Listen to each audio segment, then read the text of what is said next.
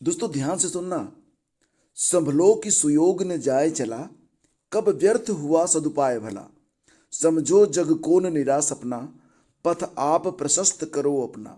अखिलेश्वर हैं अवलंबन को, नर हो न निराश करो मन को।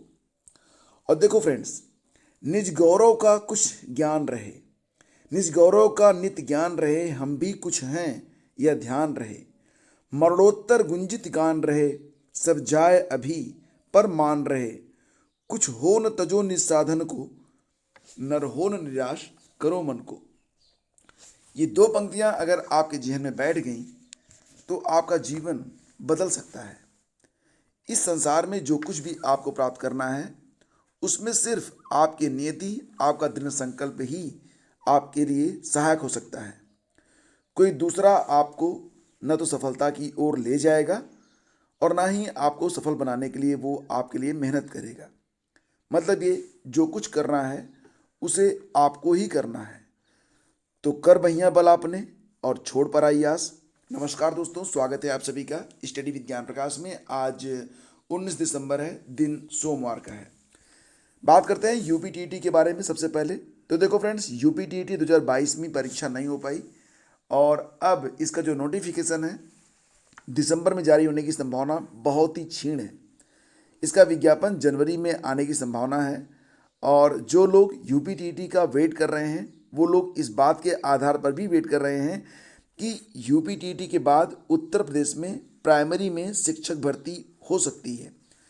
बिल्कुल सही अनुमान है आपका। देखो, उत्तर प्रदेश में 2023 में प्राइमरी में शिक्षक भर्ती होने की संभावनाएं बहुत अधिक प्रबल हैं, क्योंकि 2024 में लोकसभा का चुनाव है और इसीलिए 2023 में ये वैकेंसीज और भी बहुत सारी वैकेंसीज आने वाली हैं।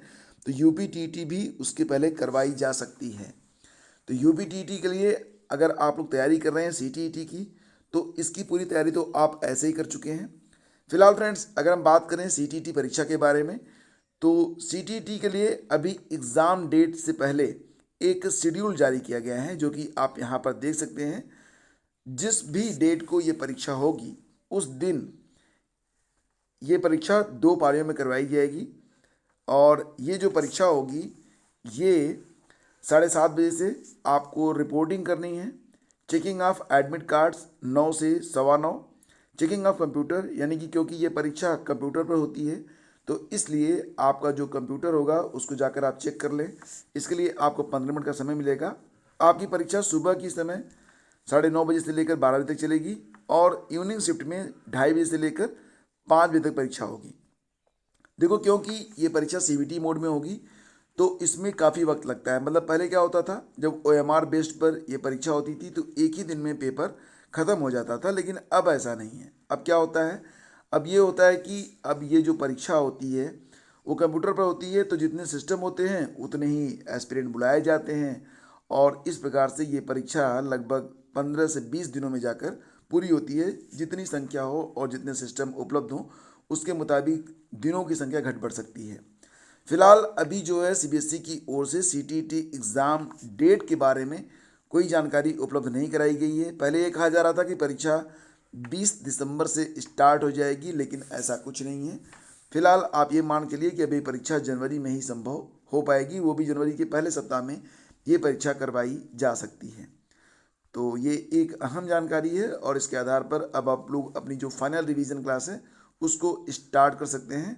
और बाकी यूपीटीटी तो आने ही वाला है, जो लोग इसमें रह जाएंगे वो लोग यूपीटीटी दे सकते हैं। लेकिन ध्यान रहे कि यूपीटीटी सिर्फ यूपी में चलता है, सीटीईटी कुछ प्रदेशों को छोड़ दें। जैसे कि रीट में जो होता है वो सीटीएट मान्य नहीं होता है, लेकिन इसके अलावा बहुत सारे स्टेट हैं जहाँ पर सीटीईटी के आधार पर आप वहाँ की लोकल स्थानीय शिक्षक भर्ती में शामिल हो सकते हैं। और आपका जो एडमिट कार्ड होगा उसमें आपके एग्ज़ाम डेट और परीक्षा समय के बारे में सारी जानकारी दी गई रहेगी। तो जब एग्ज़ाम डेट डिक्लेयर किया जाएगा उसके बाद जब आपका एडमिट कार्ड होगा तो एडमिट कार्ड आपके एग्ज़ाम से 1 सप्ताह पहले आपको मिलेगा। उसी में सारी डिटेल्स आपके लिए लिखी रहेगी। आगे बढ़ते हैं। देखो फ्रेंड्स, एडेड जूनियर शिक्षक भर्ती परिणाम के बारे में अभ्यर्थी काफ़ी समय से व्यग्र हैं और सितंबर में इसका जो रिवाइज रिजल्ट था ये जारी किया गया था और उसके बाद फिर काफ़ी समय बीत चुका है, दिसंबर आ चुका है अक्टूबर, नवंबर, दिसंबर, मतलब लगभग 3 महीने बीत चुके हैं।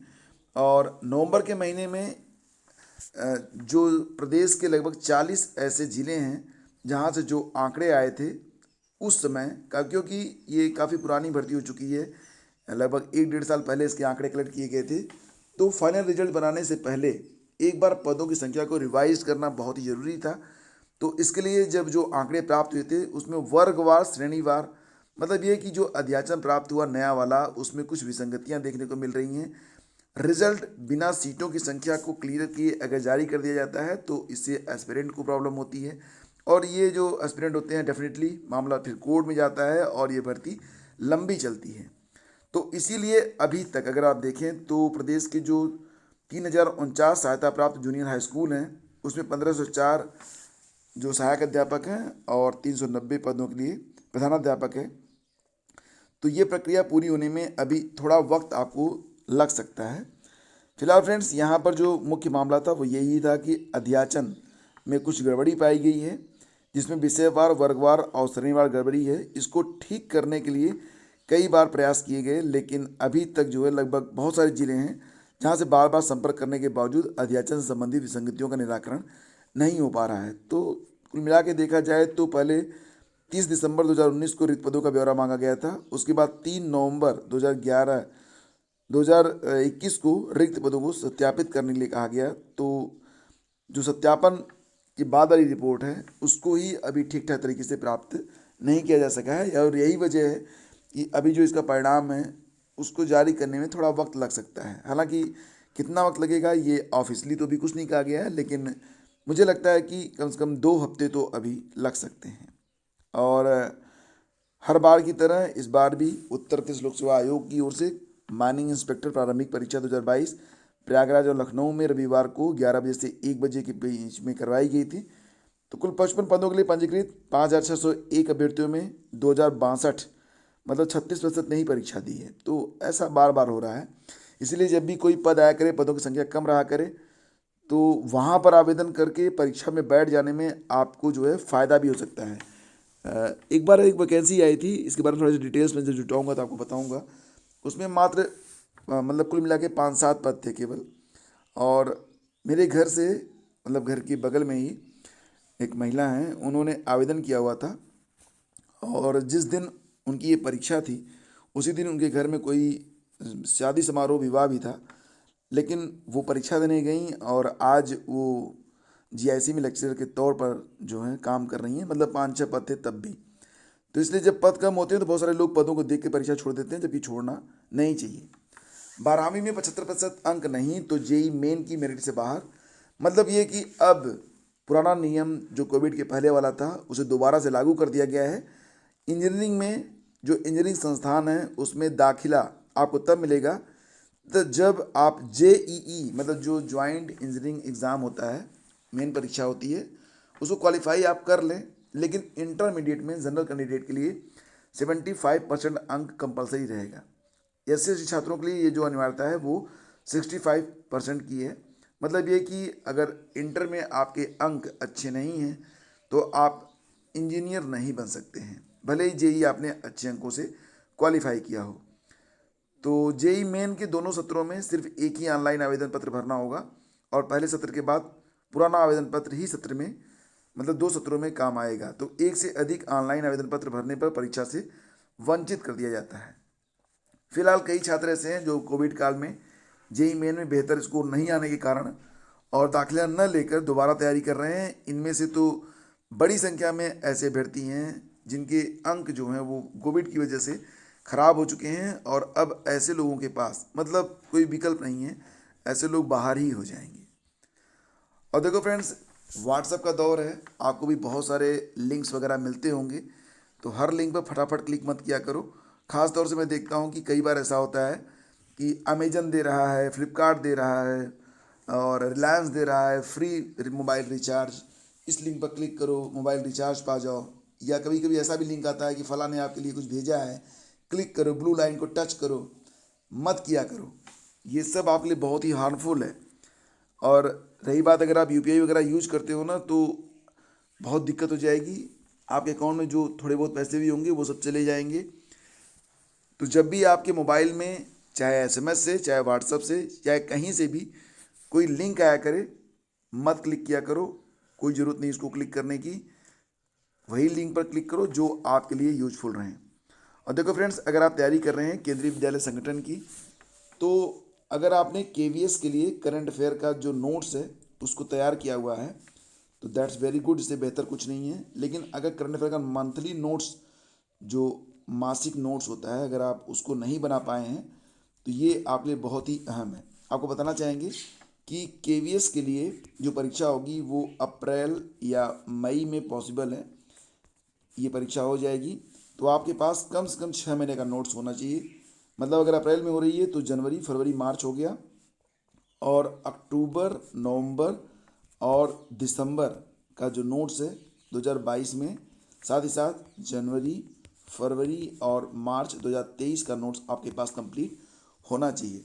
तो अगर आपने ये नोट्स नहीं बनाए हैं आप अपने लिए, तो ये नोट्स आपको मैं दे सकता हूँ क्या, दे ही रहा हूँ। अगर आप चाहें तो ले सकते हैं। देखो फ्रेंड्स, आपको बताना चाहेंगे कि अगर आप नोट्स बनाना स्टार्ट करें तो ये एक डेडिकेशन का मैटर होता है। प्रतिदिन कम से कम 1 घंटे से लेकर आपको 2 घंटे का समय तो देना ही देना पड़ेगा, चाहे भले ही आप किसी यूट्यूब चैनल से देख देख कर ही नोट्स बना रहे हो। दूसरी बात है, डे वाइज आपको कम से कम 1.5 से 2 पेज लिखना ही लिखना पड़ेगा। और इसके लिए आपको कम से कम एक 20 रुपये की कापी लेनी पड़ेगी, कम से कम 2 पेन लग जाएगा या एक ही पेन लगेगा, तो 40 रुपये मिनिमम। और महीने में कम से कम 60 घंटे आपको मेहनत करनी पड़ेगी। अगर आप इतनी मेहनत करते हैं तो आपके लिए बहुत ही फ़ायदेमंद है। नहीं कर पाए हैं और सुधार करना चाहते हैं, करंट अफेयर का नोट्स लेना चाहते हैं, तो इसके लिए आप वीडियो का डिस्क्रिप्शन चेक कर सकते हैं। वहाँ पर मात्र 15 रुपये में आपको संपूर्ण मासिक नोट्स अवेलेबल करवा दिया गया है। मुझे लगता है कि विद्या से बड़ा और आपकी मंजिल से बड़ा कोई भी लक्ष्य नहीं होता है। बाकी आप अपनी सोच, अपनी समझ। Thank you so much. Have a great day. जय हिंद।